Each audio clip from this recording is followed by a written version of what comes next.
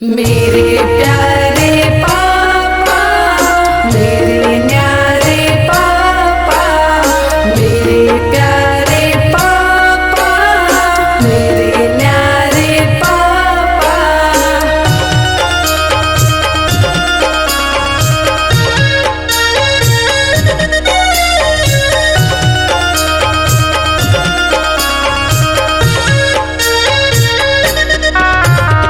अंगना में रोवेली दुलारी धिया, हाथ में मेहंदी रचाई। अंगना में रोवेली दुलारी धिया, हाथ में मेहंदी रचाई। पापा जी के अपन घर छोड़ी के बेटी पिया घरे जाई। पापा जी के अपन घर छोड़ के बेटी पिया घरे जाई।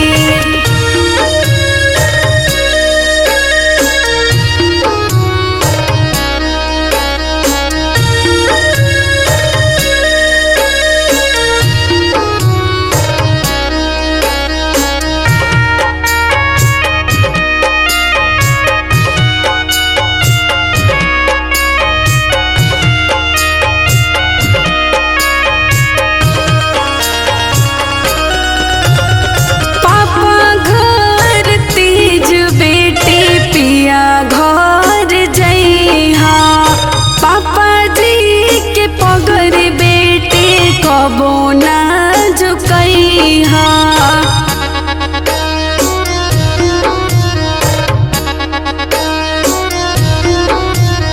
छूट जाए गाँव नगर भाई भौजाई। नेकी बोधी तोहरा संग साथ जाई। मानवा में बसली दुलारी धिया, कैसे दिहल बिसराई। मनवा में बसली दुलारी धिया, कैसे दिहल बिसराई। पापा जी के अपन घर छोड़ी के कैसे पिया घरे जाई। पापा जी के अपन घर छोड़ के बेटी पिया घरे जाई। मेरे प्यारे पापा, मेरे न्यारे पापा, मेरे प्यारे पापा, मेरे न्यारे पापा।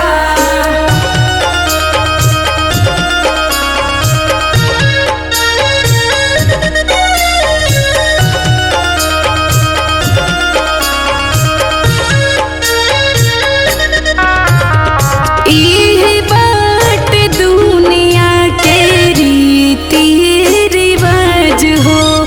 नैहर छूट गइल ससुरवा जइबू आज हो।